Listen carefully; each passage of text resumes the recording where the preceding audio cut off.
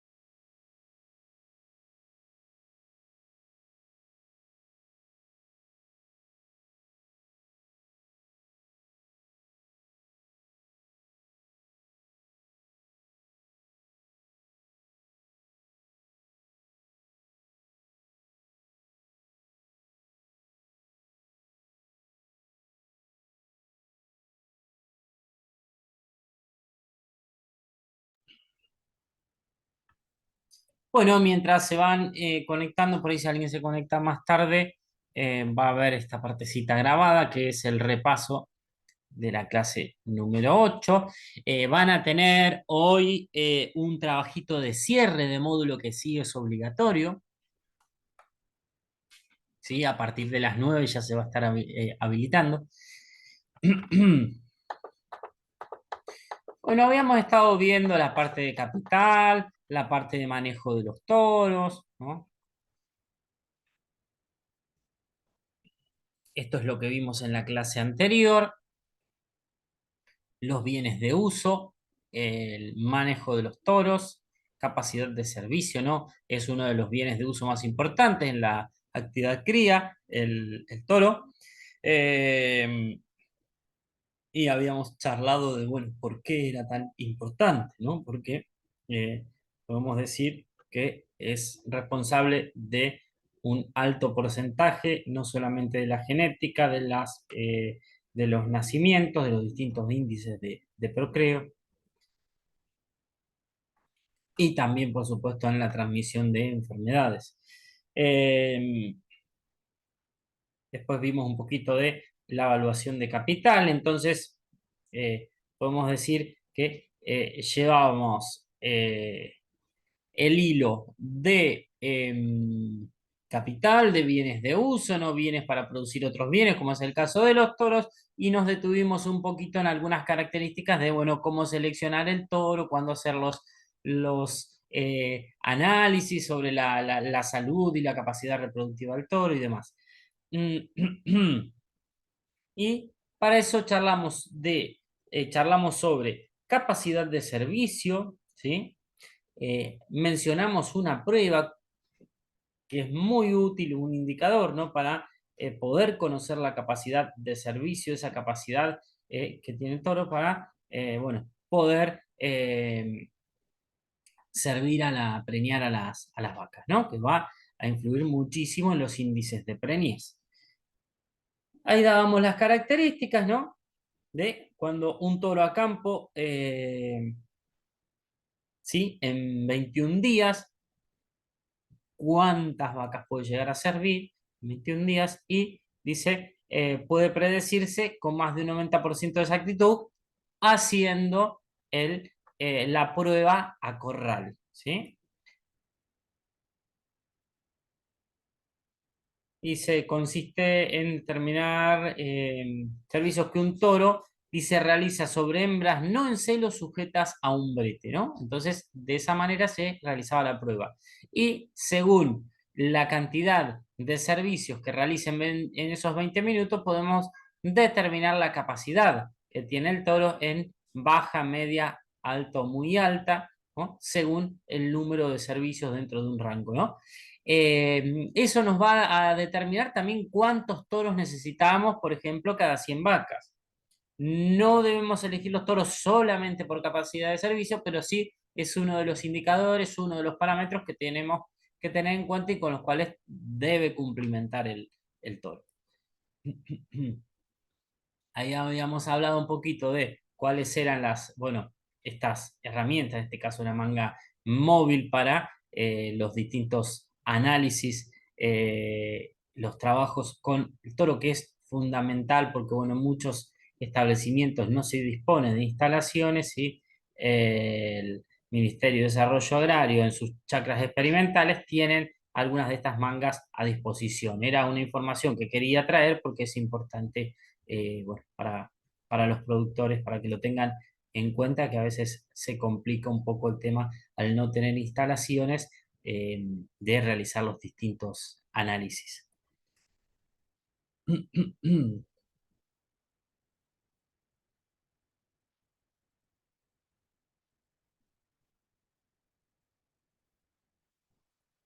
Y además tienen balanza y todo.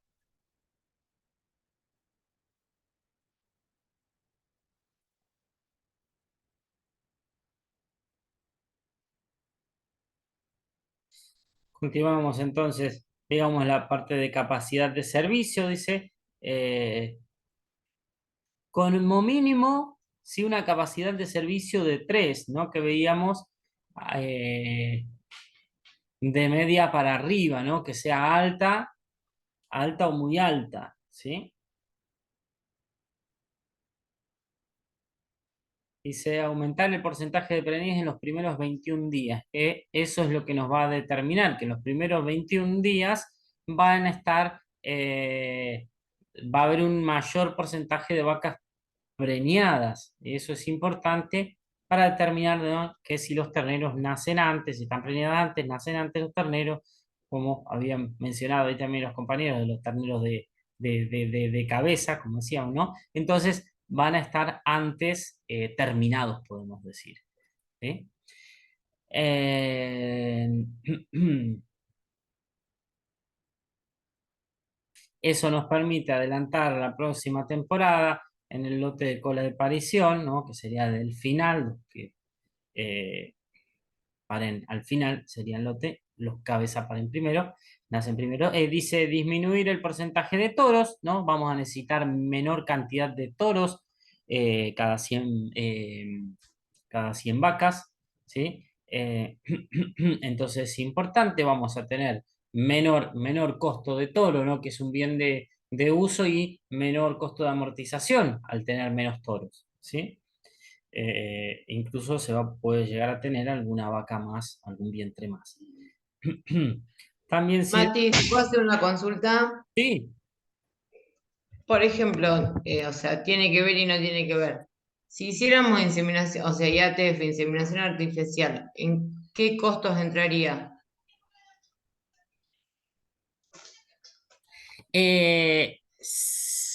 Por lo general, cuando realizas inseminación artificial, por lo general haces también repaso con toro, ¿no? O sea, en la mayoría de los establecimientos, salvo que sean, ¿no?, controlada por puras, demás, ¿no? Algún pedri, pero se hace después un repaso de toro. Sí, y la inseminación artificial, bueno, vos tenés un costo directo, sería un costo directo de la actividad cría, sería costo directo, y obviamente ahí no tenés una amortización, ¿no? Porque vos estás haciendo inseminación. Pero bueno, sí necesitas también algún toro para hacer repaso, ¿sí? Pero el costo de la inseminación artificial entraría dentro de los costos directos. Ok, gracias. No, por favor, gracias por la pregunta. Pues bueno, como decía acá, ver el estado de los toros, ¿no? Hablábamos de la parte locomotora, es decir, los aplomos, como si no, que no esté rengo, que esté, ni manco, que esté bien de dentadura, de vista, la parte de los genitales, ¿sí? Que veíamos después una fotito por ahí.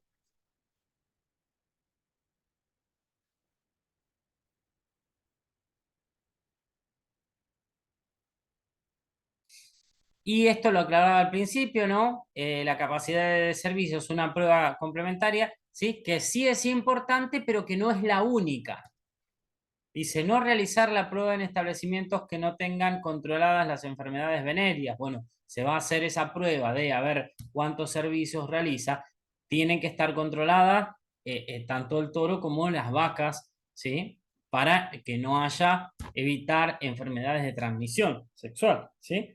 Eh, realizar el diagnóstico de enfermedades venéreas antes y después de la prueba, no seleccionar los toros únicamente por su capacidad de servicio, ¿no? Pueden tener una muy buena capacidad de servicio, pero a lo mejor no cumple con otras condiciones que son, con otros requerimientos, ¿no? Que son importantes para el toro, ¿no? Desde la conformación, desde lo físico. eh, Habíamos hablado por ahí de la parte de genética, de genotipo y fenotipo, ¿no? Hay otros puntos que también son importantes que los vimos también y ahora lo vamos a repasar en las filminas posteriores. Eh,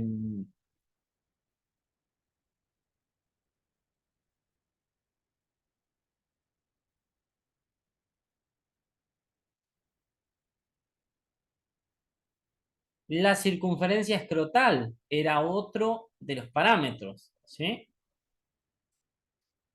Dice, la determinación de la circunferencia escrotal es muy importante ya que establece el tamaño testicular, ¿no? Al tener un mayor tamaño testicular van a tener una mayor producción de semen, por lo tanto va a poder realizar más servicios, ¿sí? Entonces, tenemos la capacidad de servicio y la circunferencia escrotal, ¿sí? Y la circunferencia escrotal acá nos da, según los meses de edad de ternero o toro, ya de toro, y en centímetros la circunferencia, ¿sí? Podríamos decir el perímetro, ¿no?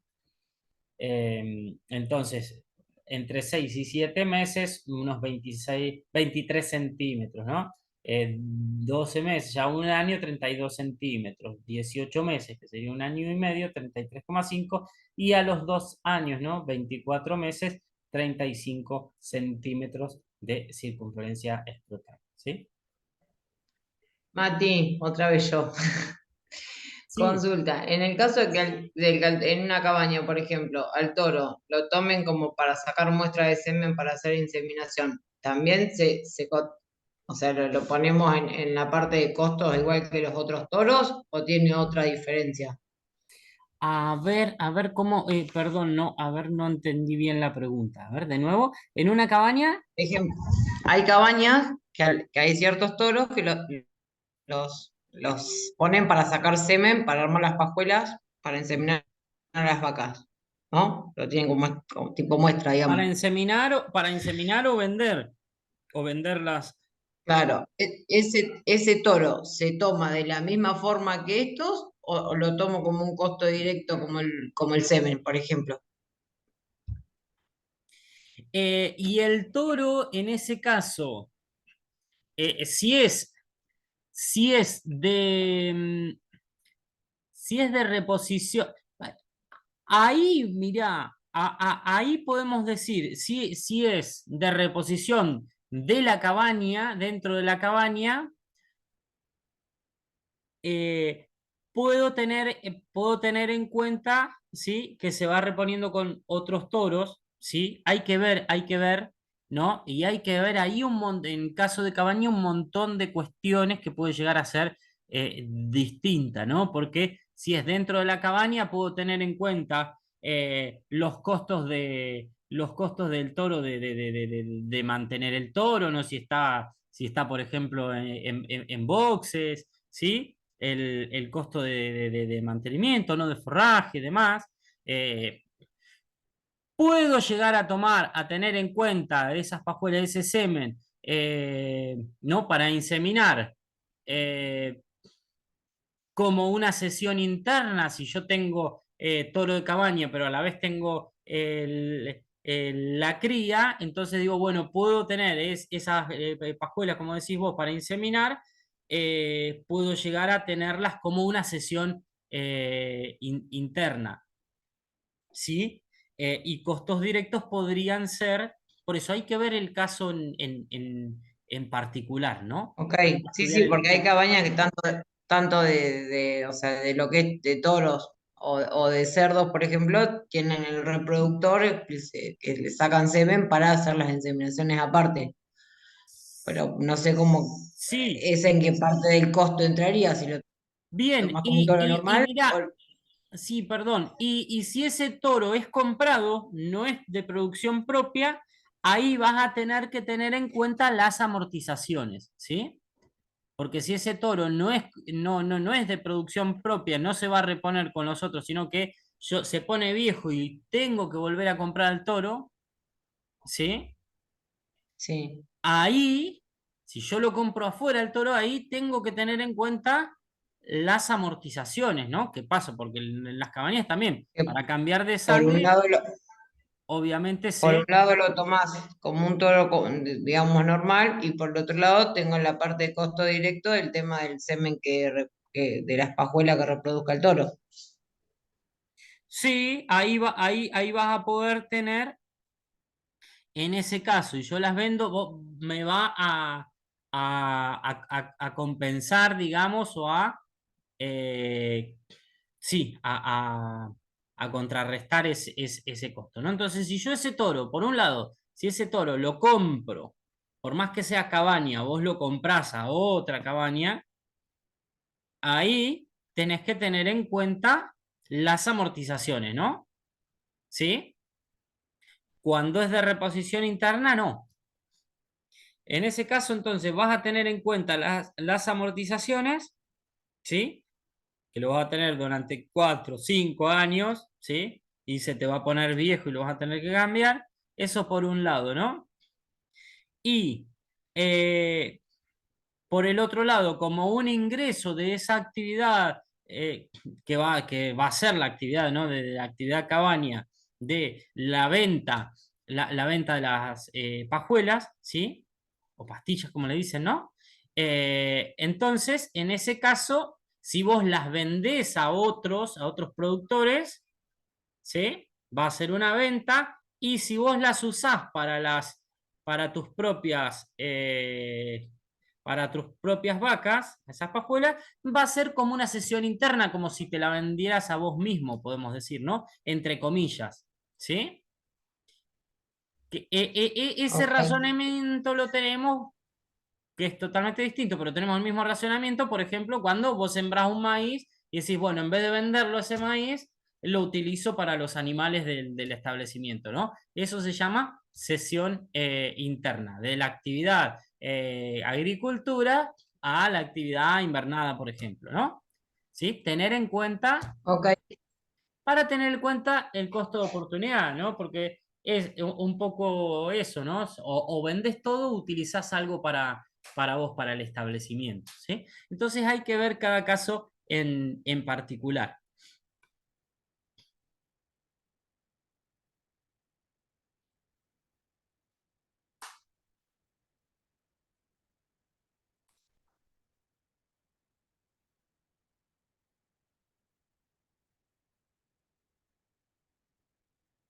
Ahí decía la compañera, sí, a ver, el gasto del toro, el costo del toro es el mismo en cuanto a alimentación, pero la diferencia la hago en cuanto a... Sí, en cuanto a alimentación, lo que va a cambiar es si está a campo o si está el toro confinado, podemos decir, ¿no? En un box, ¿no? Ahí por ahí te puede llegar a cambiar el costo de alimentación, ¿sí? Pero va a comer lo mismo que cualquier otro toro, tal cual, sí, sí, sí.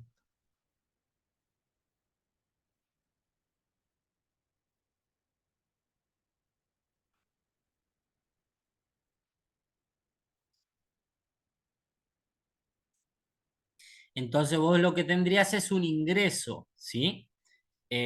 Por la venta de esas escuelas, ¿no? Un ingreso.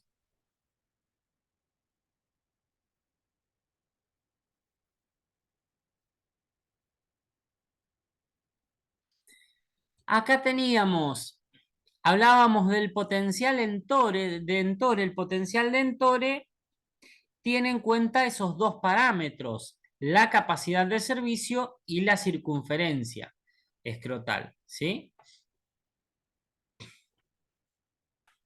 Y acá podíamos ver que el potencial de Entore es en cuántas hembras podrían llegar a estar a cargo de ese toro, ¿no? De un toro. O cada cuántas hembras, ¿no? Un toro, cada cuántas hembras podríamos decir, eh, utilizaríamos según su capacidad de servicio y según su circunferencia escrotal, ¿no? Por eso el potencial de Entore va a estar medido en número de hembras, ¿sí? O número de vientres. Entonces, si tiene una capacidad de servicio baja, como era de 2, ¿sí? Eh, 30 y 30 centímetros, ¿sí? De capacidad de servicio, tendría un potencial de Entore de 40 hembras, ¿no? Un toro cada 40 hembras. Y vemos que va subiendo el número de hembras, que podríamos decir que va disminuyendo el número de toros, ¿no? Entonces vos decías el porcentaje, ¿sí? Cada 100 vacas, bueno, ¿cuántos toros tendría? Y acá, fíjate, ¿no? Acá en 80 tendrías un toro cada 80 vacas, ¿sí? Contra el mínimo sería, tendrías que tener dos toros para 80 vacas. ¿Sí? Entonces, según la capacidad de servicio, que eran esos saltos, esos servicios que realiza con esa prueba, ¿no? Que realizaría en los primeros 21 días, y la circunferencia de los testículos, ¿no? Circunferencia escrotal.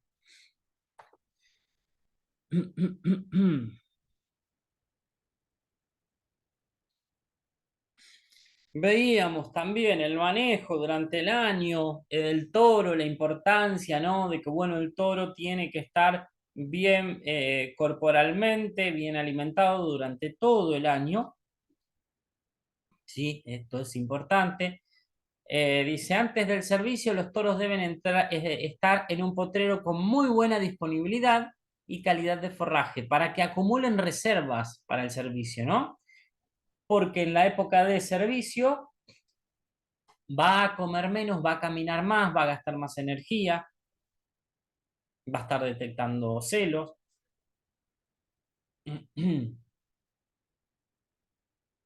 Sí, que tenga buena calidad de forraje entonces y disponibilidad.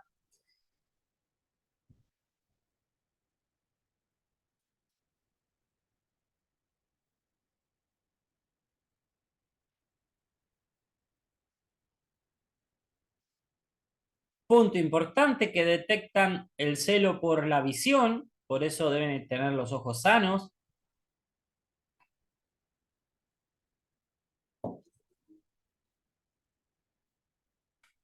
Tengo que tener en cuenta a la hora de seleccionar el toro también, bueno, cómo van a ser los lotes, los potreros, cuál es el forraje, a ver, eh, creo que lo habíamos mencionado, por ejemplo, hay toros, Herefords tienen o caretas, o que una muy buena, excelente calidad, de capacidad de servicio, lo que fuere, pero bueno, son más delicados en las vistas en campos donde hay paja o la vara de la semilla, ¿no? De alguna pastura, hace que se enfermen los ojos. Entonces, bueno, también tengo que tener en cuenta.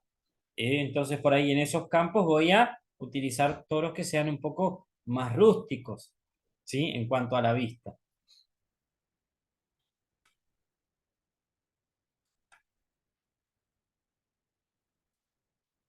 Durante el servicio, dice toros peleadores, lastimados o que presenten dificultades para desplazarse, dice deben ser retirados y es necesario reemplazarlos, ¿sí? Con toros en descanso. Eh, entonces, los toros que no están en condiciones o que son peleadores, debemos reemplazarlos, ¿sí? Con toros que estén de suplente, como quien dice, ¿no? Se recomienda no rotar los toros, no hacer rotaciones para no romper ese esquema social o ese orden social, ¿no? Están, entre comillas, organizados, ¿sí? Y bueno, metés, cambias el toro y puede pasar o que se peleen con otros toros, que las vacas lo desconocen hasta que se adaptan y se estabilizan, se tarda un tiempo y se pueden perder celos, ¿no? Eso es un poco lo que decía. Eh,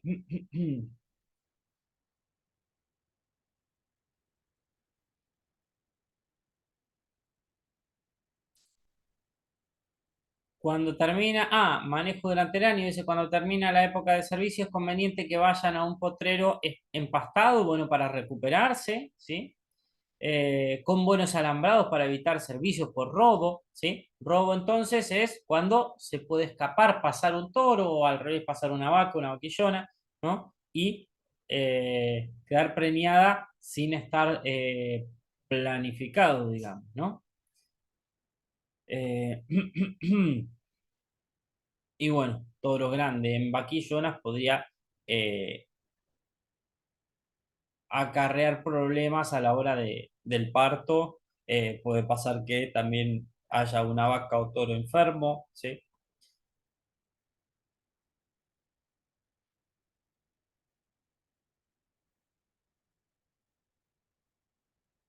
Y toros de vecino que muchas veces pueden enfermar las vacas.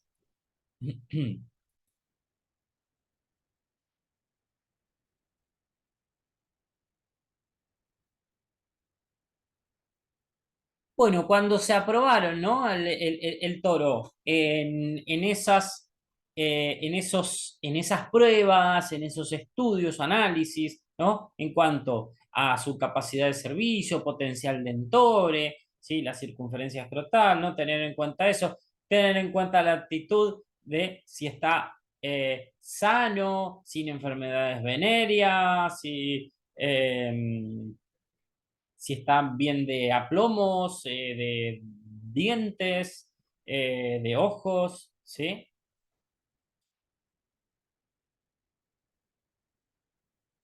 ¿Qué toro usar en vacas y qué toro usar en vaquillonas? Lo habíamos charlado y habíamos hablado de genotipo y fenotipo, ¿no? Eh, y teníamos en cuenta del tamaño, el tamaño al nacer y el tamaño cuando el toro está en la edad de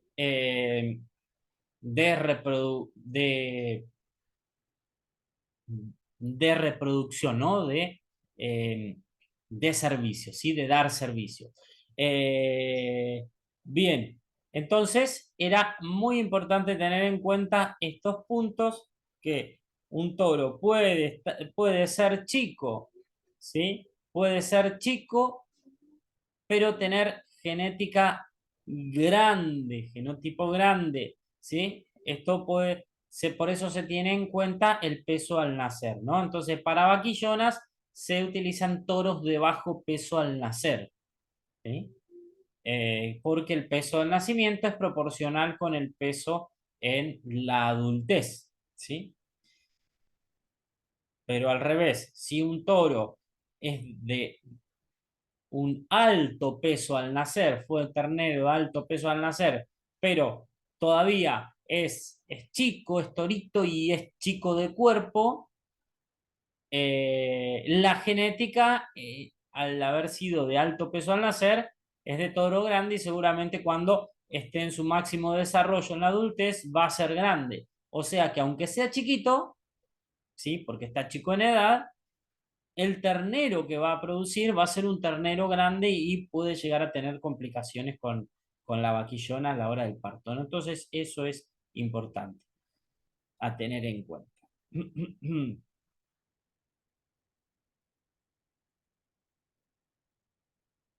Por eso hablamos, el fenotipo entonces es el alcanzado por el toro en un momento determinado, ¿sí? Por ejemplo, al estado adulto, al que llega como consecuencia de su genética y de la alimentación que ha recibido.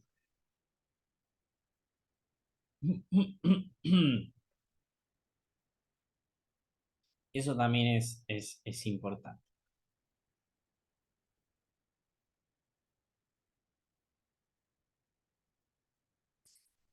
Entonces, en vaquillonas, eh, toros, como decíamos, ¿no? De bajo peso al nacer. eh, También tener en cuenta la capacidad de la vaquillona, de los canales de parto, el área pélvica, ¿sí? Que estén probados para no complicar el parto, ¿sí?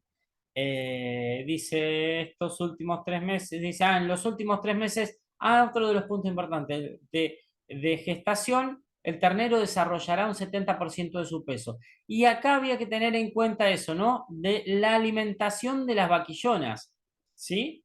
¿Qué quiere decir? Que si la vaquillona está sobrealimentada,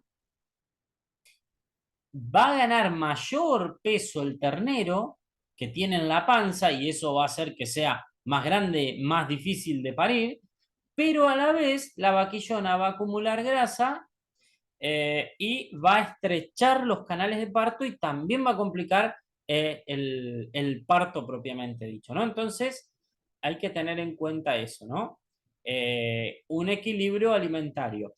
Tampoco tiene que estar flacas y débiles porque no van a tener fuerza, necesitan energía y necesitan fuerza para poder parir también, ¿sí? Entonces hay que tener un punto intermedio, podemos decir, ¿sí?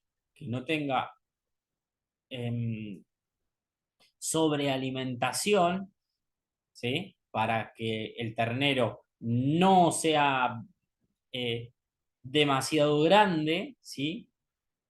Y que no se acumule tampoco grasa en los canales de parto de la vaquillona, ¿sí? Eso es otro de los puntos importantes, ¿no? Por supuesto, siempre consultamos, trabajamos con veterinario, ¿sí? Para poder ver el estado corporal, ¿sí?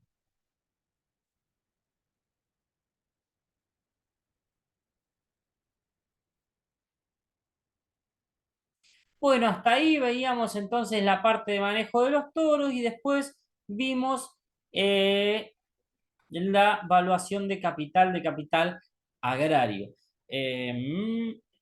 Vamos a terminar esto entonces. Vamos a pasarlo un poquito más rápido, así ya les puedo dar la otra parte de clase 9. En capital agrario, aspectos técnicos a considerar en la evaluación de capital, algo habíamos charlado al principio, hemos hablado de Brasi, hablamos un poquito de las amortizaciones. Dice, considerando que la presente obra puede ser consultada por personas ajenas a la actividad agropecuaria, se introduce este temario para mejorar la comprensión de los aspectos fundamentales a la cuantificación del capital, ¿no? A poder evaluar ese capital. Y lo que veíamos es, cuando hablamos al principio la clasificación de capital, que veíamos tierra, las mejoras ordinarias, extraordinarias, vimos fijo, móvil, ¿sí? Entonces lo que vamos a ver, bueno, cómo lo vamos a eh, evaluar. Dice aspectos técnicos a considerar en la evaluación. En el desmonte, ¿sí? ¿Qué vamos a tener en cuenta y cuál va a ser ese valor o ese costo que tuvimos? En este caso, desmonte, por ejemplo, en la mejora extraordinaria, dice, puede efectuarse en forma manual, con topadora, con rastra pesada. Se debe considerar la más común en la zona, a cuyo gasto se le deduce el recupero de la madera, ¿no? Entonces, en un desmonte vamos a tener en cuenta, si hay una mejora extraordinaria que es un desmonte, ¿cómo evaluamos esa mejora? Bueno, lo evaluamos según eh, la metodología, podemos decir, y las herramientas utilizadas comunes en la zona, si se utiliza topadora, qué se utilizó, y descontar eh, eh, ese recupero por leña, postes, etcétera, ¿no? ¿Eh? Dice, para que sea el gasto efectivo de su realización, ¿no? El gasto efectivo de la realización, entonces, ese gasto, ese costo del trabajo de desmonte, ¿no? Como decía, ya sea manual, con topadora, como lo que se utiliza en la zona, se le va a descontar lo que se recupera vendiendo la leña o vendiendo postes si es que hubiere. Otro de los puntos a tener en cuenta en la evaluación de capitales, las mejoras extraordinarias, la nivelación. Comprende el movimiento de tierra y las mediciones previas del mismo, entendiéndose, que el movimiento de la tierra puede realizarse con motoniveladora, pala de arrastre, tractor con hoja niveladora, etcétera, ¿no? Entonces también decir, bueno, qué herramientas se utilizan, ¿sí?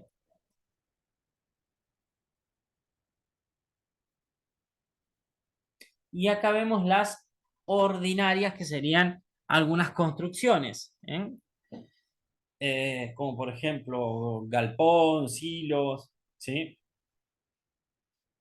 Eh, los aspectos generales de la misma, que son cuantificables y que no dependen de los materiales, se relacionan con la superficie que ocupa cada mejora, el año de construcción y el estado de conservación, como veíamos en el BRASI. Eh, Bueno, como decían, puede ser galpón, casa, silo.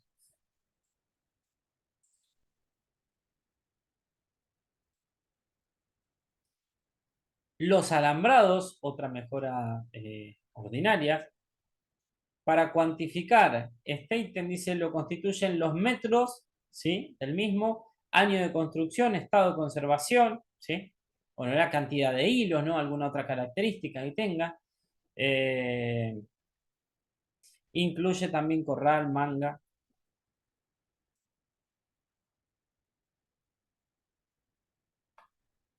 Bueno, veíamos en ejemplito también aguadas, que incluye el molino, tanques, bebederos.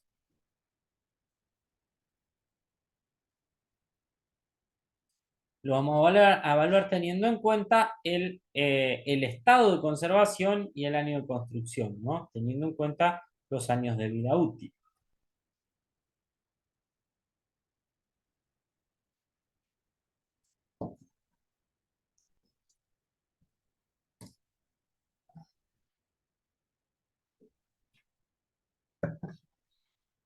Plantaciones perennes, ¿no? Que van a durar más de un año.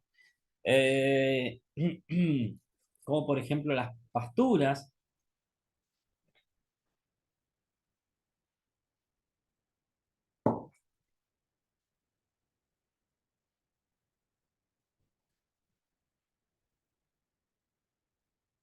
Tienen una vida útil limitada, por ejemplo, una pastura puede durar 5 años, 8 años, ¿sí? Dice, las mismas se consideran mejoras ordinarias por el hecho de que posteriormente a su implantación duran varios ciclos productivos a la vez que tienen una vida útil limitada, ¿sí? Veíamos o lo habíamos mencionado que, bueno, que no, en este caso no tenía un valor residual final, por ejemplo, una pastura. Se va a amortizar, va a tener determinada cantidad de años de vida útil, y finalizados esos años se va a sembrar otra cosa, entonces ya no hay un valor residual, podríamos decir.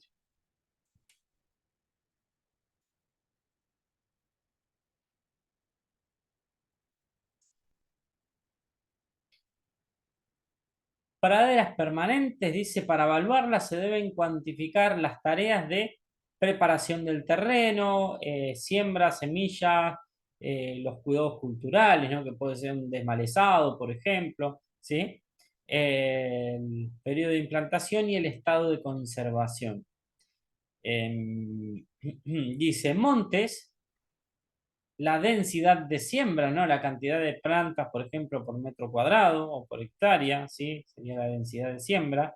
El diámetro del fuste se llama, ¿no? Del tronco, y la altura, y los años de la implantación y obviamente la variedad de esa planta, ¿sí? Para poder evaluarlo.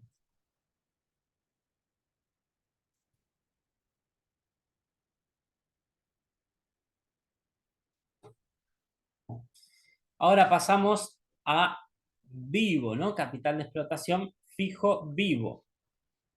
Esto lo habíamos visto un poquito al principio, habíamos charlado en la introducción. Dice, capital de explotación fijo vivo. Para determinar el valor de los animales se debe considerar la raza, la edad, el peso de cada especie, ¿sí?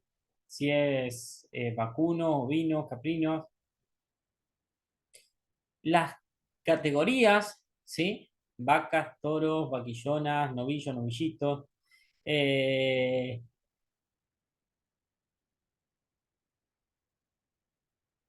Y dice, ya que este tipo de capital tiene el valor que le otorga el mercado, ¿no?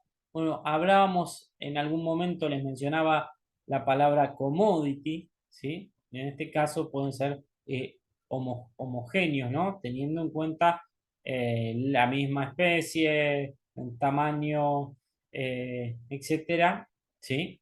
El valor de los kilos de carne en la misma categoría van a ser igual de un establecimiento u otro, ¿sí? Entonces, por eso hay un valor de mercado. El fijo inanimado, dice, se incluyen motores, maquinarias, rodados, eh, útiles, dice, el aspecto en común de todos, dice a los efectos de asignarle valores, dice es el año de fabricación y el estado de conservación, ¿no? Bueno, acá tendremos en cuenta, por ejemplo, el Brasi, ¿sí? El año de fabricación, ¿sí? Tener en cuenta los años de vida útil, podríamos decir también, eh, y el estado en que ha sido conservado. Es útil señalar algunas especificaciones técnicas generales empleadas en la descripción de los distintos rubros que comprenden el capital fijo inanimado, a modo de ejemplo a las maquinarias. Sí, bueno, habíamos hablado de una clasificación de, vamos a pasar medio rápido, pero de tractores, tipos de tractores, maquinarias, eh, arados, rastras, sí, no sé, doble acción. Bueno, ahí tenemos una serie de ejemplos, sí, discos según la cantidad de pulgadas, medida el disco, la cantidad, si es arado o reja, la cantidad de rejas, ¿no? Hay una descripción y puede llegar a saberse una aproximación del valor de esa herramienta, pero teniendo en cuenta también los años de antigüedad que tenga, podemos decir, ¿no? De fabricación y a la vez el estado de conservación. Bueno, esto ya, acá hay otros ejemplitos más y ya estaríamos. eh, Estos eran, hay distintas herramientas que teníamos como, les ponía como ejemplo.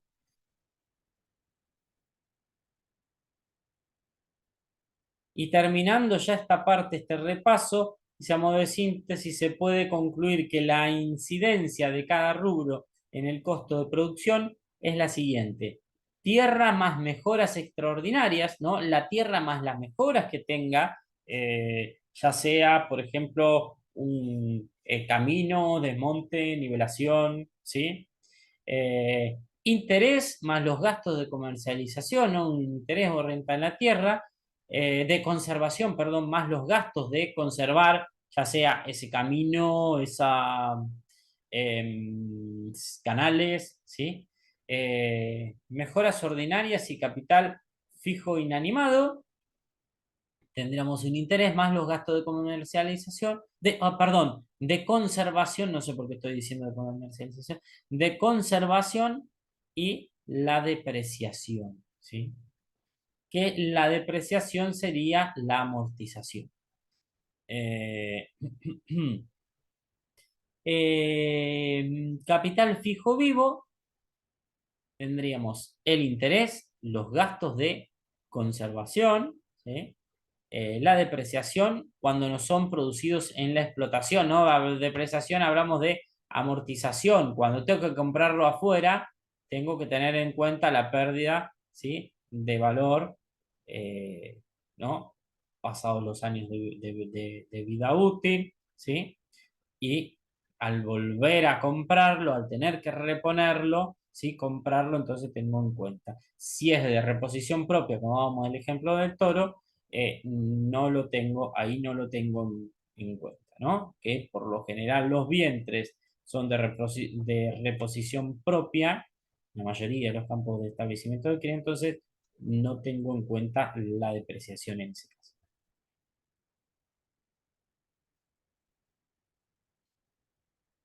Bueno, ahí teníamos una y ya casi no tengo. Entonces, un breve repasito, un breve repaso. eh,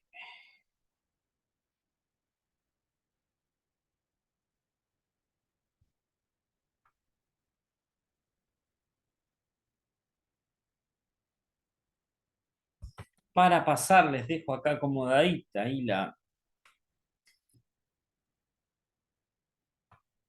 esta clase. Esto yo lo tengo con otro diseño, pero ustedes lo tienen ahí, Aula 360, en, subido al campus, que posiblemente ya lo han visto, lo subí en unidad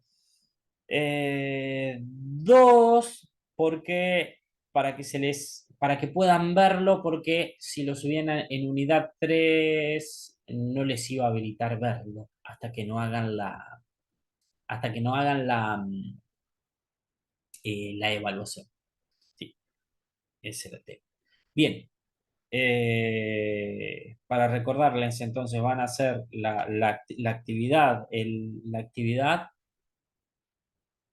que a partir de las 21 se habilita, ¿no? Y como es obligatoria, si no la pueden realizar, no se va a habilitar para ingresar al módulo siguiente, ¿sí? Ese es uno de los puntos que, que tener en cuenta. Así que esta actividad sí hay que realizarla, si no la pueden hacer, ahí sí me avisan para liberar o para abrirla, ¿sí? Porque sí es obligatorio. Bueno, entonces, ya terminamos esta partecita casi. Los costos agrarios. Estuvimos conociendo un poquito el capital agrario, la clasificación. Es importante conocer los conceptos para después entrar en el cálculo de los costos, poder asignar los costos, que es una herramienta esencial, ¿sí? Para poder conocer otros indicadores, ¿sí? Para saber si realmente es viable una actividad o no, un emprendimiento o no. Y tenemos en esta clase aspectos conceptuales, los conceptos,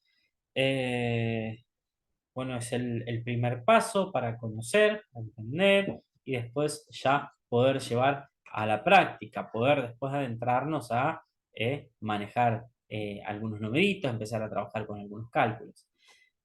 Definición de contabilidad de costos, de por qué es importante la contabilidad de costos, los objetivos de esa contabilidad de costos y vemos costos unitarios también. Y después veremos una clasificación de los costos.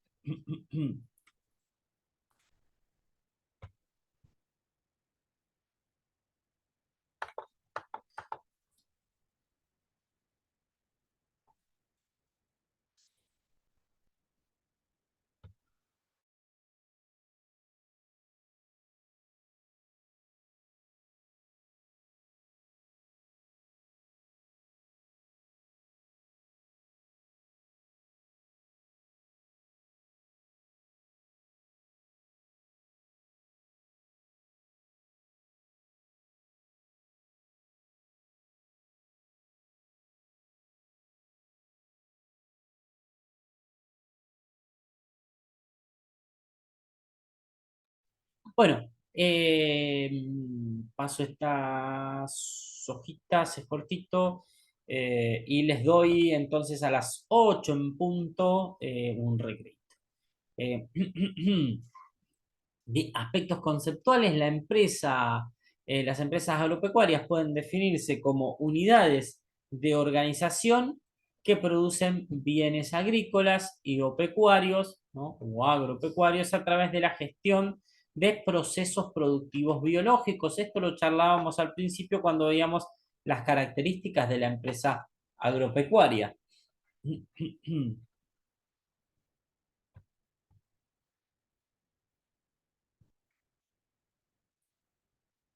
La perspectiva tradicional interpreta que la problemática de la empresa agropecuaria culmina con esos mercados de materia prima, ¿no? Tradicionalmente se decía, bueno, se produce la materia prima, se vende y ya está, ¿no?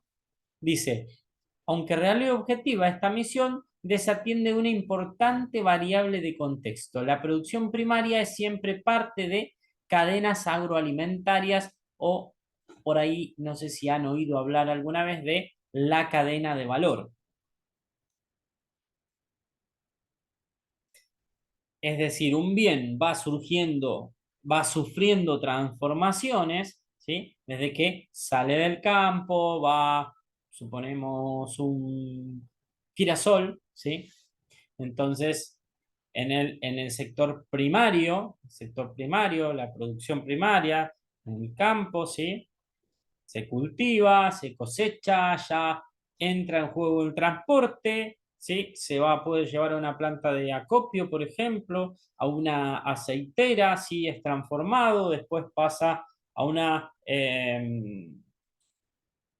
planta de fraccionamiento, después puede pasar a una venta de mayorista, después minorista, a supermercados, a despensas, a restaurantes y por último a las familias, a los consumidores finales, ¿no? Entonces, en esa cadena va sufriendo transformaciones y se van asignando distintos costos, ¿no? Bueno, eso es uno de los puntos que hay que tener en cuenta. Les voy a dejar entonces unos 10 minutitos y nos vemos acá.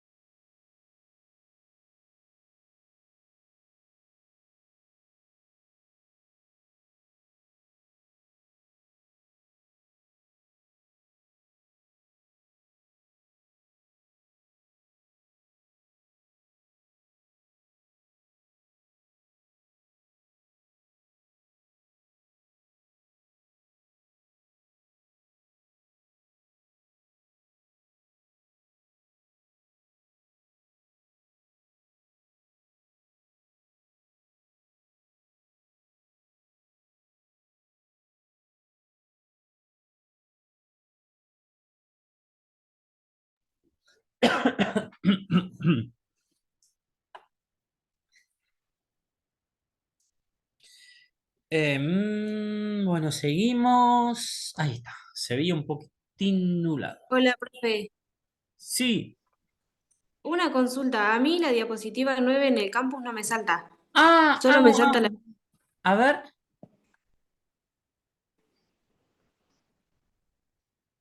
Clase 9. Ah, está en la 5 aspectos conceptuales. No, a mí no me Ah, aparece. no No está, sé, perdón, no está en el campus. no, Eh, a mí no me salta. Por mí. cuando termine la clase lo chequeamos. A ver, pará. Perdón, a ver qué. Un segundito.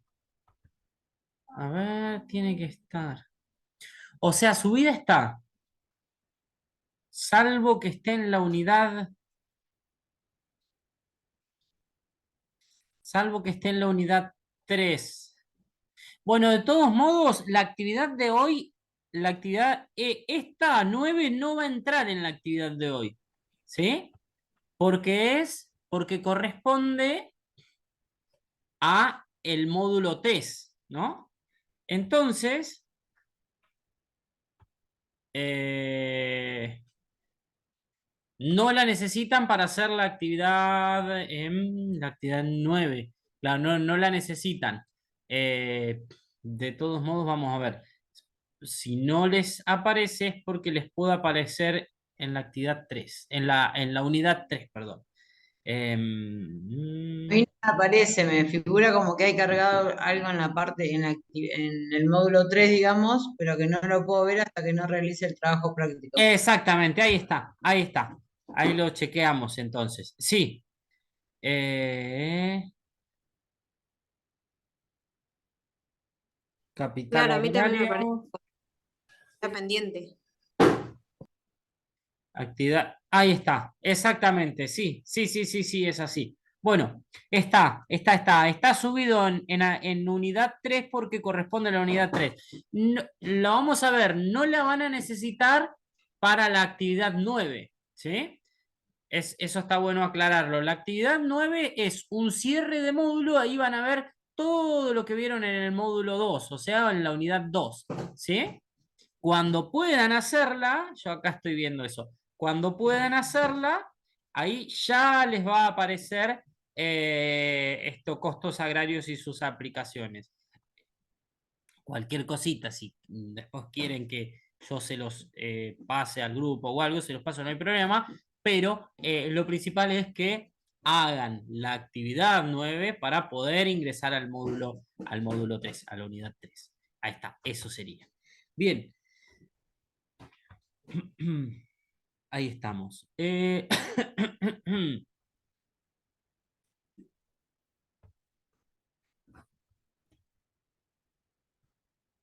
A ver, che. Vamos. Bueno, ahora sí. Ahí está. Aspectos conceptuales. Está bien.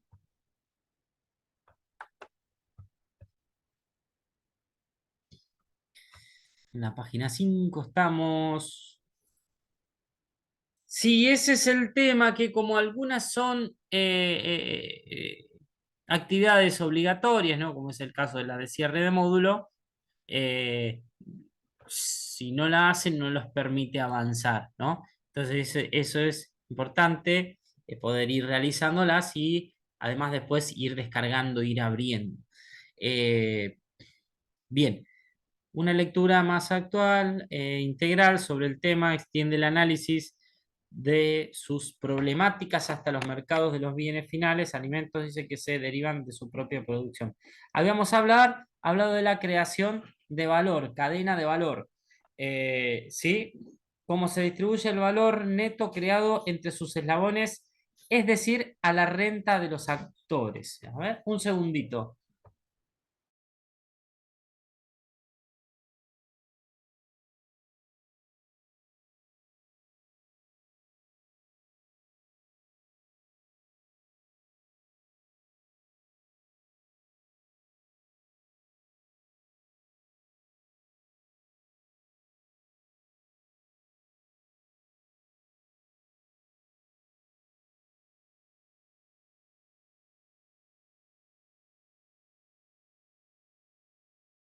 Bueno, entonces habíamos dejado en la cadena de valor, creación de valor, como dimos el ejemplo de girasol, ¿no? Va pasando por los distintos eslabones, se va creando valor, se van asignando otros insumos, bienes, ¿sí?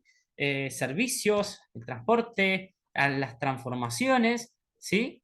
Hasta llegar al consumidor final. Entonces, eso se llama cadena de valor porque va teniendo distintas transformaciones y va adquiriendo un valor agregado.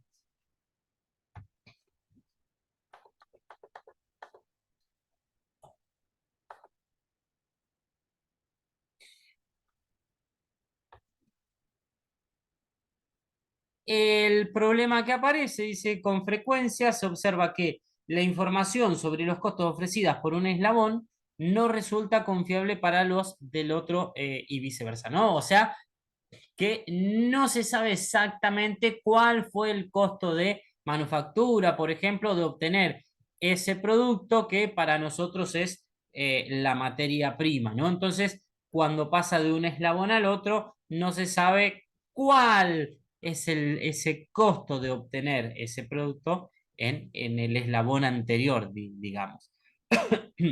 Dice, teniendo en cuenta que los productores agropecuarios se desenvuelven en un marco cada vez más competitivo, es indispensable conocer la realidad técnica de su empresa y su implicancia económica, ¿no?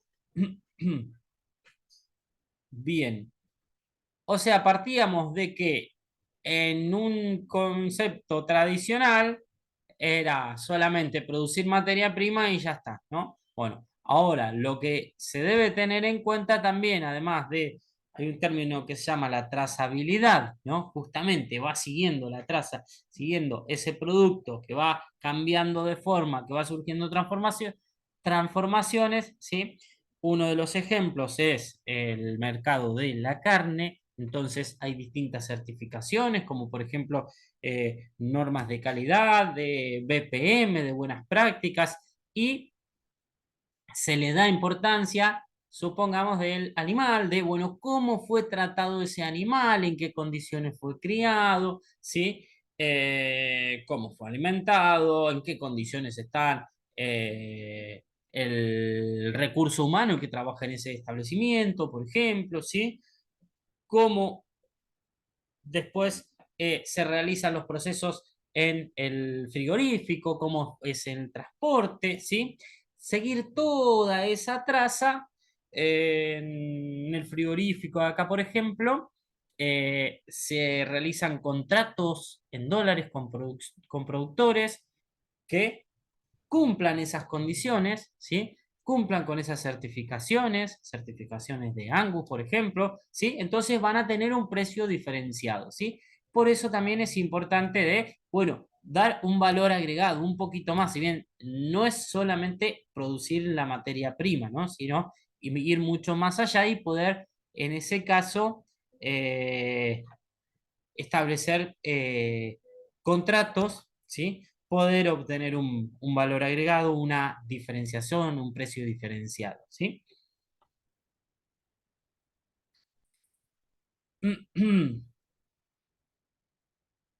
El estudio de costos, ingresos y márgenes es la herramienta que al productor le permite evaluar las acciones realizadas y por realizar y le brinda información para una mejor toma de decisiones. Lo habíamos visto al principio que los tiempos gerenciales, ¿no? Entonces, se toman decisiones sobre lo que se va a hacer a futuro, pero a la vez se va analizando o evaluando lo que se hizo anteriormente, ¿sí? Y en el presente se está realizando esa toma de decisiones. Bueno, para eso es necesario tener la información, las herramientas, la clasificación, ¿sí? Los costos, los indicadores, que vamos a ir viendo más adelante también.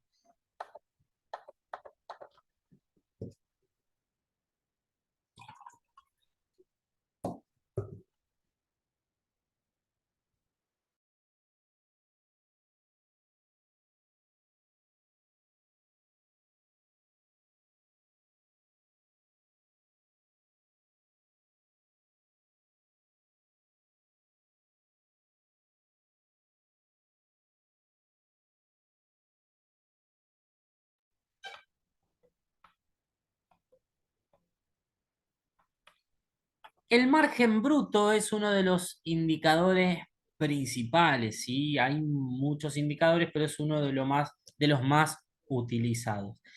Y que integrándolo sirve para poder calcular otros indicadores. Dice, el enfoque agronómico de los costos es procedimientos para la determinación de los costos de las explotaciones agropecuarias en la Argentina. La metodología margen bruto fue desarrollada por profesionales de la economía, especialistas en la rama de la economía agraria, con amplia experiencia en la gestión de empresas del sector agropecuario. Vamos a ver después cómo calculamos el margen bruto y primero vamos a ver el concepto de los costos directos, creo que lo habíamos mencionado al principio.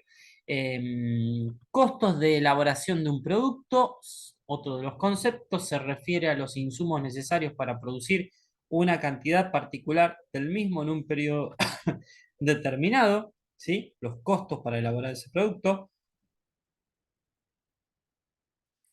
La cantidad es importante, ¿no? La cantidad, especificar la cantidad, el periodo de tiempo, ¿sí?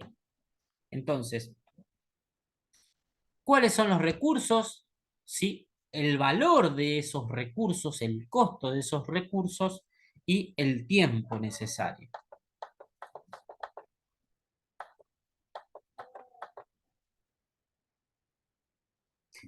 En el costo de producción se deben computar todas las asignaciones que es necesario efectuar para garantizar la continuidad de la producción, ¿sí?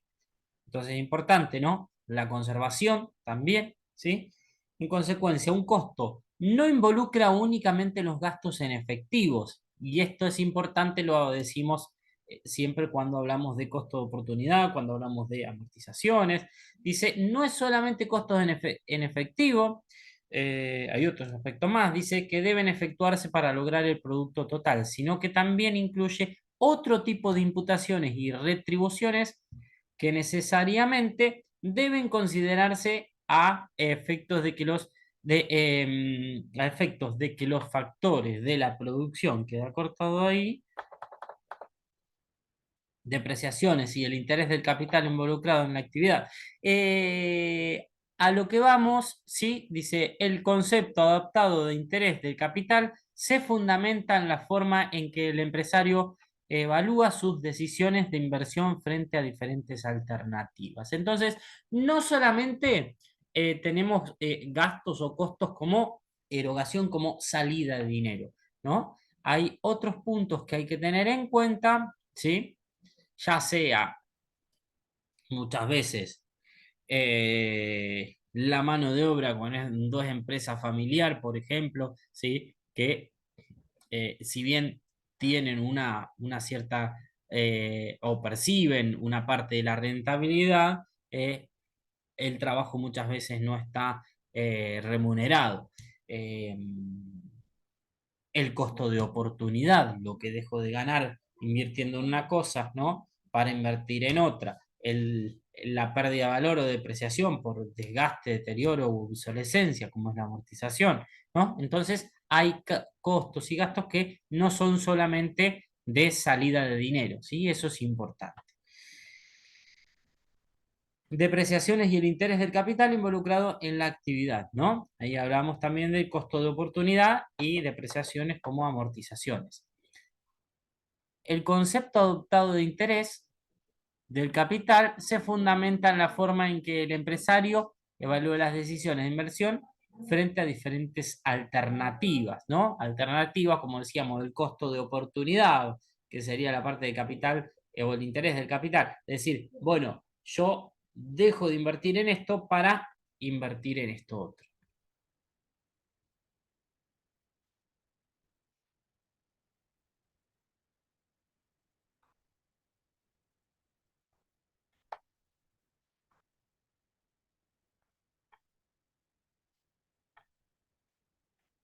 Ahí me decías que se le cortaba el sonido, quédense tranquilos que en la clase grabada, en la grabación va a salir perfecto, por eso no hay drama, por ahí, si a alguien se le cortaba.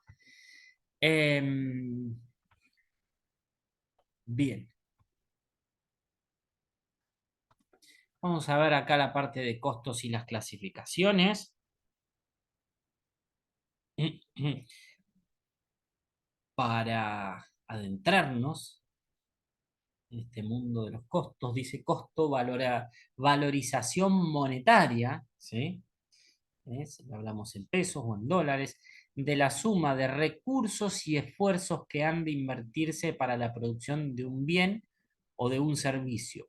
El precio y gastos que tienen una cosa sin considerar ninguna ganancia, ¿no? Entonces vos vas a fabricar esto, todavía no lo vendiste, todavía no obtuviste ninguna ganancia y bueno, ya vas a tener que tener en cuenta el tiempo, la mano de obra, el material, etcétera, etcétera, etcétera. ¿Sí? Entonces, esto es el costo unitario, cuánto me cuesta producir una unidad de esto. ¿Sí? Bien. Costo-beneficio, esa diferencia costo-beneficio, valorización de evaluación que relaciona las utilidades. Cuando hablamos de utilidad, podemos hablar, hacer es sinónimo de ganancias, dice, en el capital invertido o el valor de la producción con los recursos empleados y el beneficio generado, ¿no? Entonces, esa relación entre lo que me ingresa por la venta de este producto y lo que me costó producirlo, ¿sí? Esa diferencia entre lo que me ingresa, el precio de venta, puede ser, ¿sí? Y lo que me cuesta producirlo, ¿sí? Va a ser la relación costo-beneficio, ¿sí? Que podríamos hablar de una ganancia o de una utilidad, ya sea bruta o neta, lo vamos a ver más adelante.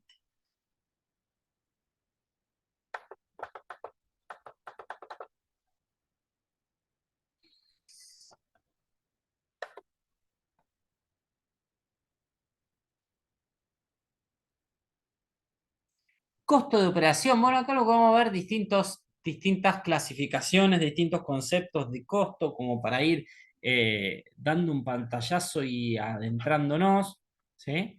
Eh, Conociendo primero estos conceptos para después poder llevarlo a la parte numérica, a la práctica. Costo de operación, valoración monetaria de la suma de recursos destinados a la administración, operación y funcionamiento de un organismo, empresa o entidad pública, ¿no? Ahí tenemos una clasificación. Para que funcione, podemos decir cuánto cuesta para que funcione. Costo de oportunidad, sacrificio de las alternativas abandonadas al producir una mercancía o servicio. El beneficio que se sacrifica al no seguir en un curso alternativo de acción.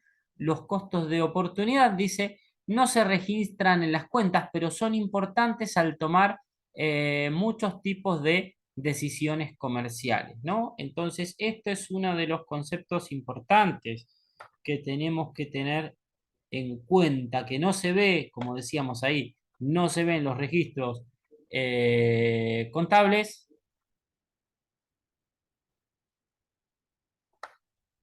¿sí? Pero tenemos que tenerlos en cuenta, ¿no? De las alternativas abandonadas, como decíamos, lo que dejo de ganar, si hablamos de un campo, por ejemplo, ¿no? Lo que dejo de ganar dejándolo de alquilar, ¿sí? Perdería el dinero que me ingresa por el arrendamiento de ese campo, por la cantidad de hectáreas, etcétera, lo que dejaría de ganar para producirlo, para realizar una determinada actividad, ¿no? Tener en cuenta. Yo tengo que sacrificar, dejar de recibir un dinero de arrendamiento, ¿sí? De alquiler del campo, ¿sí? Para producirlo yo, producirlo con una sociedad, lo que fuere, ¿sí? Para abordar otra actividad, ¿sí? Eso sería un ejemplo también.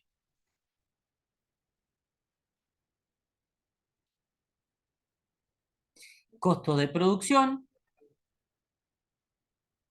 valoración monetaria de los gastos incurridos y aplicados en la obtención de un bien, ¿sí? ¿Cuánto me cuesta producir ese bien? ¿Sí? Incluye, después vamos a ver, como decíamos, el costo total, costo unitario, e incluye el costo de materiales, mano de obra, gastos indirectos de fabricación. En alguna bibliografía pueden ver GIF, ¿sí? Gastos indirectos de fabricación o de manufactura.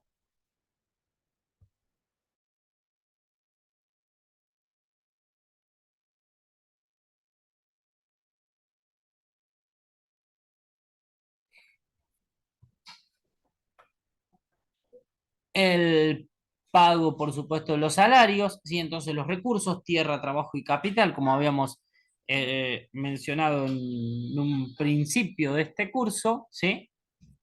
Ahí tenemos en cuenta la mano de obra, los recursos, ¿sí? Los distintos insumos. Dice,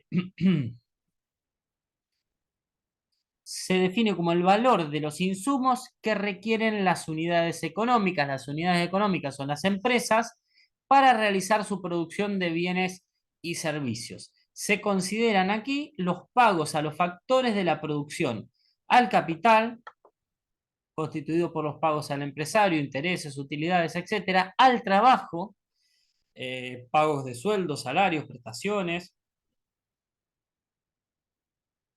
bienes y servicios consumidos en el proceso productivo, materias primas, combustibles, energía, ¿no? Entonces, con todo esto abarcamos tierra, trabajo y capital. Costos directos acá está resaltado en amarillo porque es uno de los costos que más vamos a utilizar, ¿sí?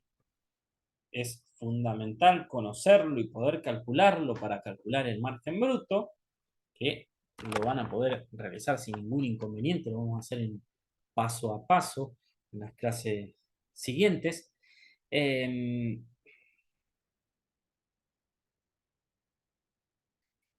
Costos directos son los cargos por concepto de material, de mano de obra y de gastos correspondientes directamente a la fabricación o producción de un artículo determinado o de una serie de artículos o de un proceso de manufactura, ¿no? Entonces, los costos directos, ¿sí? Sería todo el pago de esos factores, esos insumos, eh, que inciden directamente en ese producto, necesarios para obtener exclusivamente ese producto, ¿sí? Y un ejemplo sería si yo hago agricultura, un cultivo de maíz, en un establecimiento donde se realizan otras actividades como ganadería. Entonces, bueno, los costos directos del maíz serían los costos solamente del maíz, de la obtención del maíz, cuánto me cuesta por hectárea, por ejemplo, la semilla de maíz, el fertilizante, el herbicida, la labranza, ¿sí? La siembra, la pulverización, la cosecha, ¿sí? Todo lo que es lo que incurre exclusivamente al maíz, ¿no? Entonces, si hay, por ejemplo, gastos de combustible del encargado general, ¿sí? Que se va de paseo, o que utiliza la camioneta para ir a ver las vacas o ir de un campo a otro. Entonces, no es exclusivo del maíz, ¿sí? Entonces, por eso hablamos de directos, ¿sí? En un En un feedlot, por ejemplo, tendríamos, bueno, como costos directos la sanidad, ¿sí? Honorario de veterinarios, la mano de obra directa, ¿sí? Que están cuidando, dando de comer, por ejemplo, ¿sí? Eh, el alimento, ¿sí? Que es directamente de esa actividad.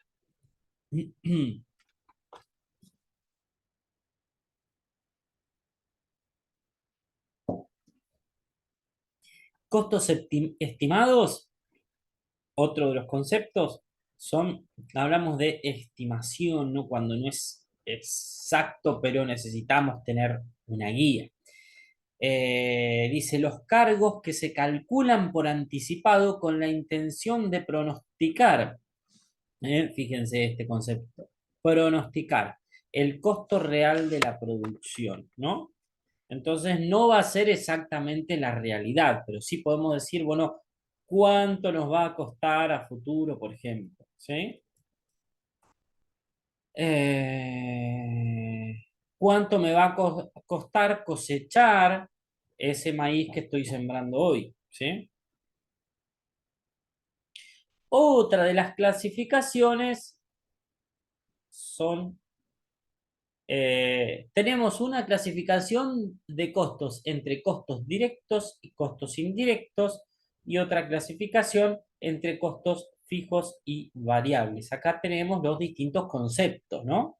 Pues un costo puede ser fijo eh, y puede ser a la vez indirecto, por ejemplo, ¿no? Entonces, por un lado, la clasificación entre directo e indirecto, si incurre directamente en esa actividad o también en otras actividades, ahí ya sería indirecto, ¿sí? Y un costo es fijo o variable según varíen o quede fijo según varían las unidades producidas. Ahora lo vamos a ver mejor, ¿no? Un costo fijo, dice, se denominan así aquellos gastos que permanecen constantes o casi fijos en diferentes niveles de producción y venta dentro de ciertos límites de capacidad y tiempo, ¿no? Ahí hablamos de el corto plazo, en el corto plazo, ¿no? Tenemos costos fijos, ¿sí?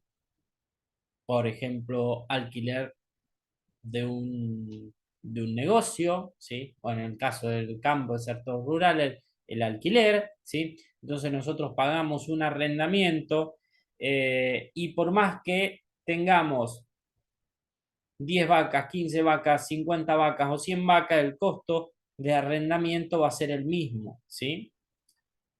Descontando de que pueda variar o no por la inflación, ¿no? Pero el costo de arrendamiento va a ser el mismo, va a ser fijo.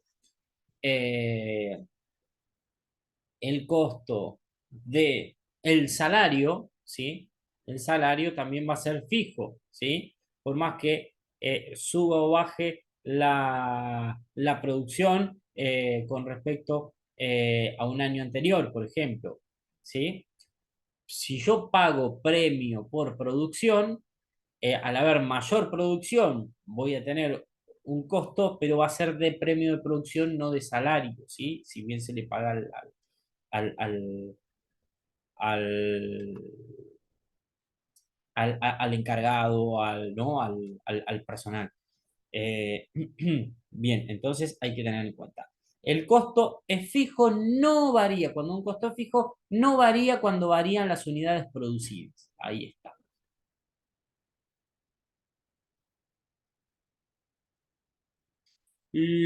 Hablando de costos directos e indirectos, los indirectos, dice, son desembolsos que no pueden identificarse con la producción de mercancías o servicios específicos, pero que sí constituyen un costo aplicable a la producción en general. Se conocen generalmente como gastos indirectos de manufactura, ¿no? Gastos indirectos de producción. ¿Sí? Como decía, por ejemplo, bueno, en una fábrica puede ser el agua, la iluminación, no luz eléctrica, ¿sí? Bueno, un montón de cosas de costos que son indirectos porque no sabemos a cuánto asignarle a cada producto obtenido, por ejemplo, ¿sí? Como decíamos, un costo indirecto y son gastos de estructura, por ejemplo, gastos de estructura del establecimiento donde se realizan distintas actividades, no sé de eso cuánto corresponde a la producción de maíz.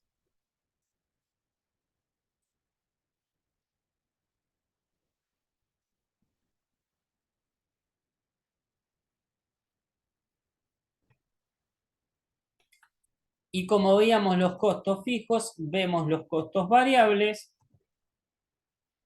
y se denominan así a aquellos gastos que varían en forma más o menos proporcional a la producción de ventas, a la producción, perdón, y ventas dentro de ciertos límites de capacidad y tiempo, ¿no? Entonces, costos variables van a variar cuando varían las unidades producidas o las unidades vendidas, ¿no? En un feedlot, volviendo al ejemplo, si yo tengo 100 animales, voy a tener un costo de alimento, ¿sí? Y si tengo 150, el costo de alimento va a ser mayor. Por lo tanto, es un costo variable, ¿sí? Ahí fíjense, entonces tenemos dos clasificaciones distintas, porque el costo de alimento en una clasificación entre fijo o variable, podemos decir que es variable, y el costo de alimento en la clasificación de si es directo o indirecto, podemos decir que es directo, ¿sí? Entonces eso hay que tenerlo en cuenta. Un costo puede ser variable, pero también puede ser costo directo, ¿sí? Según ahí tenemos dos clasificaciones distintas. Cuando hablamos de largo plazo y de corto plazo, y acá después, bueno, está la atención también en la diferencia entre largo y corto. Corto, mediano, largo plazo. Largo, dice, es aquel en el cual todos los factores se convierten en variables, ¿no? A largo plazo, entonces, todos los costos fijos a largo plazo son variables. ¿Por qué? Bueno, como decía, se puede en el corto plazo tener un costo de arrendamiento, ¿sí? En el largo plazo puede ser que se arrienden más hectáreas, entonces va a variar, ¿sí? O al revés o menos, ¿sí? Entonces, el costo de salarios puede ser que una empresa tenga dos empleados, entonces en el corto plazo el salario es fijo y es el costo de esos dos salarios, de esos dos empleados. Pero en el largo plazo, si la empresa crece y se incrementa el número de empleados, entonces se va a incrementar el costo por salarios, o sea que ahí va a variar a largo plazo. ¿Sí? Eso hay que tener en cuenta. Corto plazo es aquel periodo en que la empresa no tiene posibilidad de variar algunos de sus factores, ¿sí? A ver, en un año, en dos, en tres, en cuatro, en cinco, pongamos, ¿no? Puede llegar a tener la misma cantidad de empleados, trabajar con una misma cantidad de animales, un mismo nivel aproximado de producción, ¿sí? Entonces, bueno, va a corto plazo, no va a variar algunos de los factores.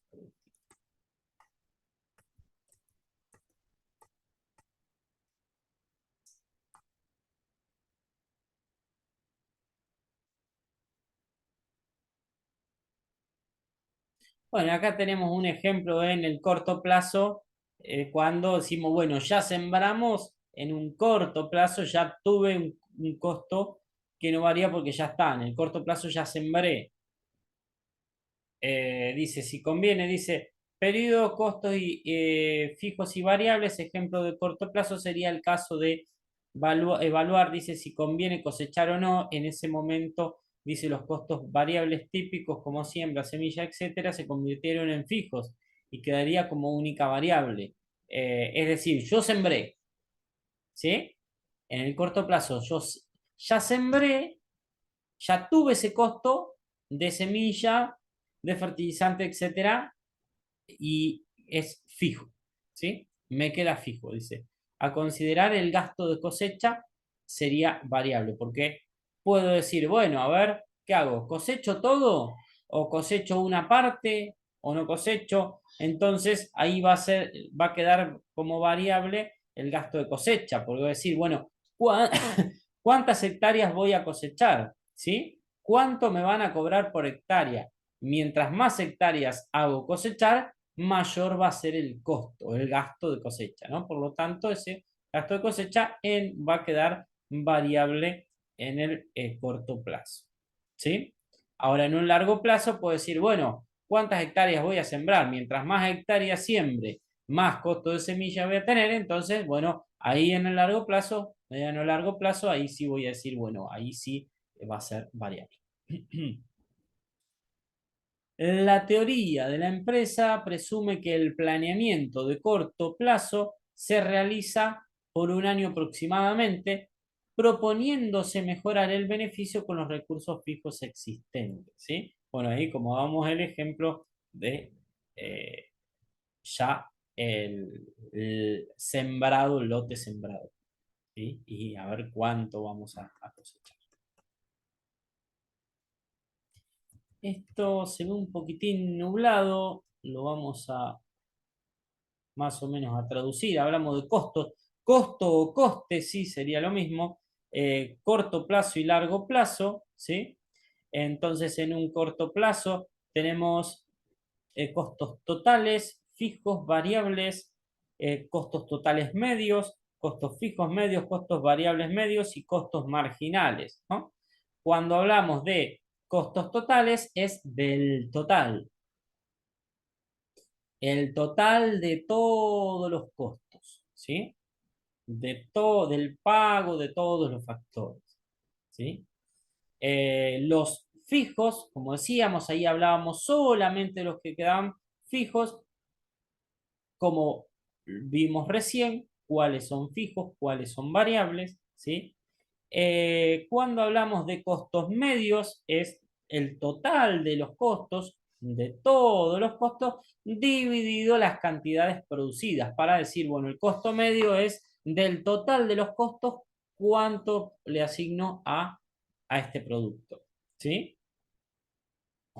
Eh, y entonces podríamos tener del total de los costos fijos, por eso podemos decir costos medios fijos sería el total de los costos fijos dividido las unidades producidas. En el caso de costos variables medios sería el total de los costos, el total de los costos medios perdón, el total de los costos variables, ¿sí? ¿Se acuerdan? Los costos que eran variables dividido las unidades producidas. Eso, como para ejemplo, más o menos como para que lo tengan, ¿no? No lo vamos a trabajar, pero sí para que vean. Y el concepto de costos marginales sería cuánto me cuesta producir una unidad adicional, ¿sí? Entonces, yo tengo en un cierto nivel de producción, ¿sí? Supongamos de hectáreas, quiero producir, sembrar una hectárea más, ¿cuánto me va a costar sembrar una hectárea más? Ahí entonces voy a decir, bueno, ¿cuáles son los costos marginales?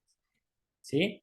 A corto plazo podemos tener costo total y costos variables, ¿no? Costos fijos, perdón, a largo plazo tenemos costo total, costos variables y costos marginales. ¿Por qué no tenemos costos fijos? Porque hablábamos que en el largo plazo todos los costos son variables, ¿sí? Como digamos el ejemplo recién del arrendamiento, por ejemplo, en el largo plazo, ¿sí? Yo puedo arrendar más o menos hectáreas, por lo tanto va a variar. Puedo tener más o menos empleados, por lo tanto va a variar el costo, ¿sí? Entonces, en el largo plazo los costos fijos se transforman en variables. Por eso no tengo costos fijos a largo plazo, ¿sí? Y en el corto tengo todos estos. Entonces, cuando hablamos de costo medio, es ese costo, ya sea variable, fijo, o total, dividido las unidades producidas.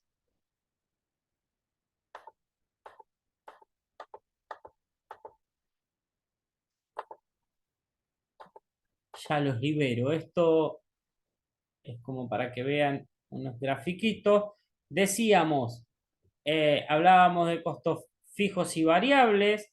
Los costos fijos en el corto plazo son constantes, este en rojo, se ve medio nubladito, pero se ve en rojo, es fijo, ¿sí? Tenemos el eje de abajo, el eje horizontal, que serían las cantidades, y el eje vertical, que serían los costos en, podríamos verlo en pesos, en dólares, lo que fuera, ¿no? Bien, entonces, el costo variable aumenta, ¿sí? Se incrementa cuando varían, cuando incrementan las unidades producidas o vendidas, como dice acá, ¿sí? Bien, tenemos el costo fijo y el costo variable, que es el del gráfico anterior, ¿sí? Y los costos totales, que sería la sumatoria de costos fijos más costos variables. Por eso se desplaza esta curvita, en economía hablamos de curvas, que lo representamos con una recta de costo variable, se desplaza hacia arriba. Entonces obtenemos la verde, que sería costo total. Costo total es igual a costos fijos más costos variables. Y ya terminamos. A corto plazo,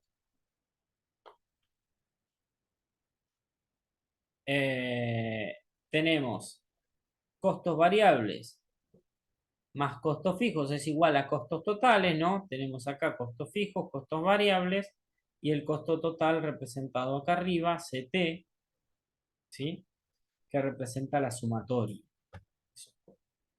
Ahora fíjense qué pasa a largo plazo. Bueno, parece un despiole, pero más o menos se lo voy a explicar. Es como para que lo tengan acá un gráfico, no necesariamente que lo eh, sepan graficar exactamente, pero sí para que tengan una idea, ¿no? ¿Qué pasa en el largo plazo? Nosotros veíamos a corto plazo, que a corto plazo teníamos los costos fijos, ¿sí? Pero en el largo plazo no tenemos costos fijos porque se transforman en variables. Entonces tenemos eh, costos totales, ¿sí? En largo plazo, ¿sí? Tenemos costos totales directamente, ¿sí? Y los costos marginales, ¿sí? Tenemos costos medios, el costo medio igual al costo marginal. El costo medio se dice que es igual al precio cuando estamos en equilibrio, por ahí, bueno, eso es más de economía, no lo voy a profundizar mucho, pero fíjense qué pasa, ¿no? Miren la diferencia en los grafiquitos. Nosotros teníamos costos fijos y costos variables, y en el corto plazo y en el largo plazo todos los costos son variables. Y esto es cuánto me cuesta producir una unidad más según el nivel de producción, ¿sí? Acá lo que pasa, los costos marginales van a ir bajando, ¿sí? O sea que cuando la empresa va creciendo, producir una unidad más me va a costar cada vez menos, hasta llegar a un punto acá, cuando el costo marginal es igual al costo medio, pero después, ¿qué pasa? Me va a costar cada vez más. Pasado un punto, producir una unidad más me va a costar, una unidad adicional me va a costar cada vez más, ¿sí? Por eso se dice en economía que el equilibrio se encuentra cuando el costo marginal es igual al precio, ¿sí? Lo que me cuesta producir esa unidad adicional es igual al precio de venta, podríamos decir, ¿no? Ahí llegué al máximo, ¿sí? Ahí llegué al máximo. Llegué al nivel de equilibrio, porque si produzco más, produciría pérdida, y si produzco menos, podríamos decir, todavía me quedaría un poquitín por ganar. Bien, ya los dejo. Entonces, la contabilidad De costos, dice, podemos entender la contabilidad de costos como un sistema de información, ¿sí? Sistema de información contable. En términos monetarios, dice los valores empleados para producir productos o proveer los servicios, ¿sí? Otra definición nos dice que la contabilidad de costos es una parte de la contabilidad general que analiza cómo se distribuyen los costos entre los distintos centros de costos y productos que genera la empresa, ¿no? Entonces, esa clasificación y esa evaluación.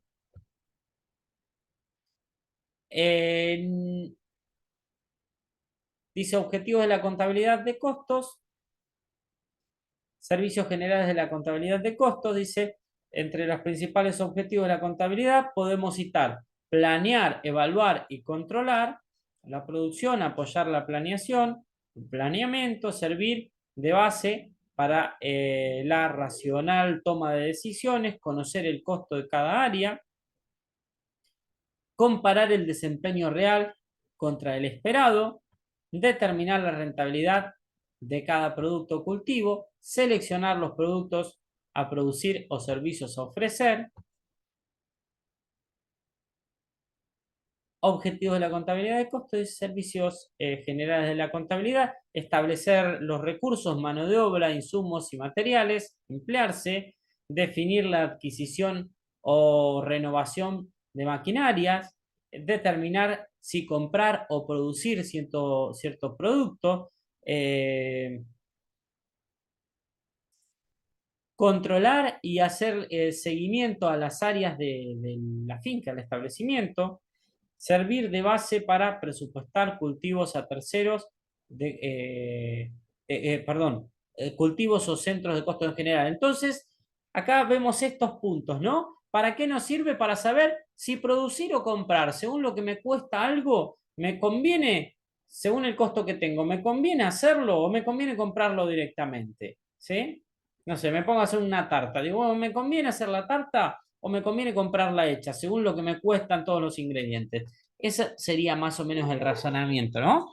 Algunos van a tener una capacidad de poder trabajar a un determinado costo, a una determinada calidad en la que no podemos competir, ¿eh? Y muchas veces conviene comprar que producir, que realizar la producción propia, ¿no? Entonces, bueno, tenemos todos estos puntos, esa clasificación de costos, saber si una actividad es rentable o no, si es viable o no, cuán rentable es, todo eso nos va a ayudar la contabilidad de costos. Bueno, parece un poco mucho, después le van a dar una releída. Como les decía, esto es recién para la otra actividad, ¿sí?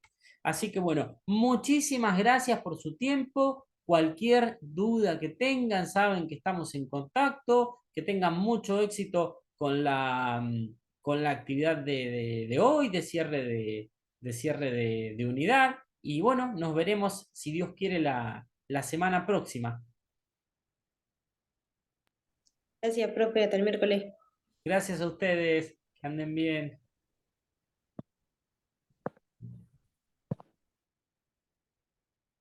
Recuerden entonces la semana que viene, hay alguna duda que tengan de esto, ahí la traen y ya comenzamos con aclarando todas las dudas. Bueno, gracias. Ahora cortamos la clase y ya les subo a la grabación.